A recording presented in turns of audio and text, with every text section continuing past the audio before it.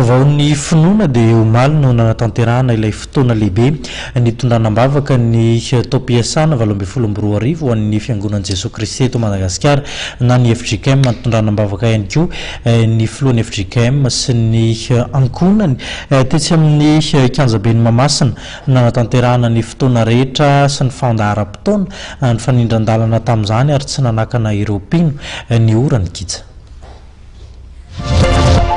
Aza menatra ny anao politika isan'ny songadina zany nandritra ny fandraisam-pitenenana nataon'ny filohan'ny Fjkm ny pasteur am-bavaka Omaly nandritra ny fanampom-pivavahana lehibe ho fitondrana am-bavaka ny taom-piasan'ny 2024 sy ny filohan'ny Fjkm mivady tetsy amin'ny kianjaben'i Mahamasina. Afatra mavesatra nitsongaina avy amin'ireo toromarika 10 avy amin'ny filohan'ny Fjkm zany ho an'ireo mpino indrindra fa taom-pifidianana ity taona 2024 ity. Ny antso azy ireo araka izany ny pasteur am-bavaka anefa ny didy amin'ny maha-olo-pirenena azy ireo ka hifidy andro-tsabato rehefa tonga ny fotoana mba hananan'ny Madagasikara olona tena matahotra an'Andriamanitra.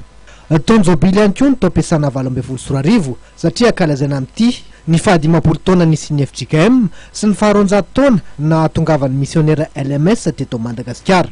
Manana afatra lehibe tia nampitaina amintsika Fjkm ny komity.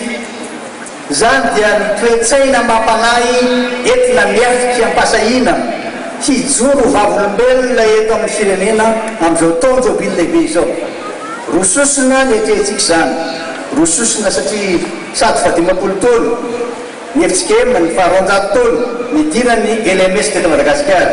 Tsy kisendrasendra ny fahanojony jobily Fjkm sy ny fiainan'ny firenentsika eto Madagasikara amin'ity taona 2024 ity dia raha tsika malala koa ny zavatra isy eto amin'ny firenentsika ka dia anjarantsika ny mieritreritra tsara mba tena hosay hijoro vavolombelona marina isika.